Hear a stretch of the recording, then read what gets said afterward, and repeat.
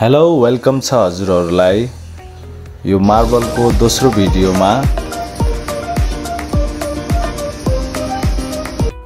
Last time हामीले भिडियोमा लाइटबर्न सफ्टवेयरमा design बनाएर आर्टक्याममा कसरी लाने भनेर चाहिँ बाँकी छोडेको थियौं। अहिले यो भिडियोमा तपाईले हेर्न सक्नुहुन्छ।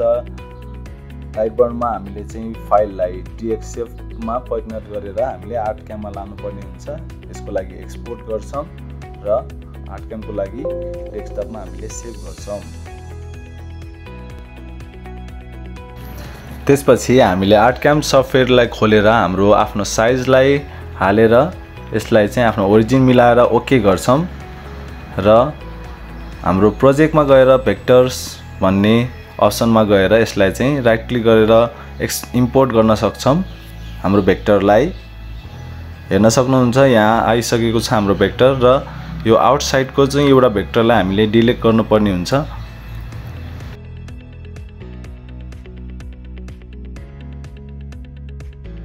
र यसरी सबै भेक्टरलाई सेलेक्ट गरेर हामीले टुल पार्ट अप्सनमा एरिया क्लियरेन्स अप्सनलाई सेलेक्ट गरेर आफुलाई चाहिँ चाहिने फिनिश डेप्थ यसको भ्यालु राखेर हामीले कति डेप्थ लिने हो र टुललाई चाहिँ हामीले सेलेक्ट गरेर हामीले आफ्नो साइजलाई mm मा बनाउनु पर्ने हुन्छ। यसलाई mm मा बनाएर हामीले टुल सेट गरेर यसको भ्यालुहरु राखेर यसको फाइल बनाउने प्रोसेस सुरु हुन्छ।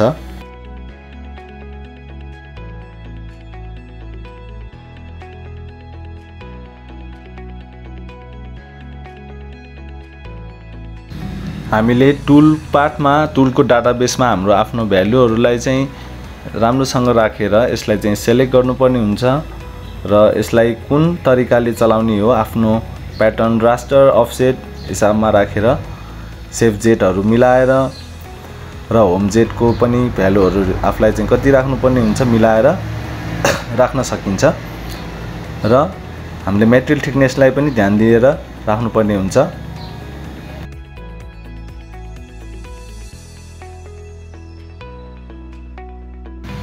यसरी सबै भ्यालुहरुलाई रिचेक गरेर हामीले आफ्नो भ्यालुहरु कति के छ राखेर नाम एउटा दिएर यसलाई क्याल्कुलेट नाउ गरिसकेपछि यसको फाइल हाम्रो बन्ने प्रक्रिया सुरु हुन्छ र एकैछिनमा बन्छ।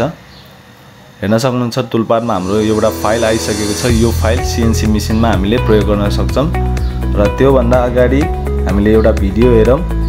यो यसको सिमुलेसन भिडियो भनिन्छ। यसलाई हामीले मार्बलमा कसरी काम गर्छ मेसिनले भनेर एउटा सानो डेमो भिडियो जस्तै हेर्न सक्छौं। हजुरहरुलाई यो भिडियो मन पर्यो भने सब्स्क्राइब गरिदिनु होला।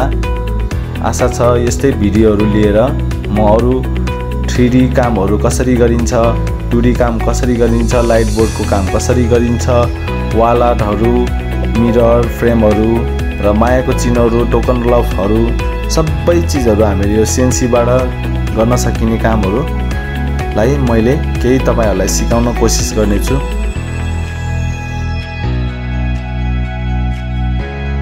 हामीले आफ्नो फाइल तयार भइसकेपछि यसरी डेस्कटपमा सेभ गरिसकेपछि यो फाइललाई मेसिनमा लानु पर्ने हुन्छ। हेर्न सक्नुहुन्छ यो फाइल डेस्कटपमा आइसकेको छ। तपाईहरुलाई यो भिडियो कस्तो लाग्यो?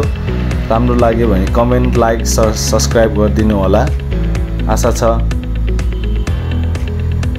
नेक्स्ट भिडियोमा तपाईहरुलाई अर्को भिडियोमा 3D को कामहरुलाई पनि मध्यनजर गरेर तपाईहरुलाई म राख्ने छु।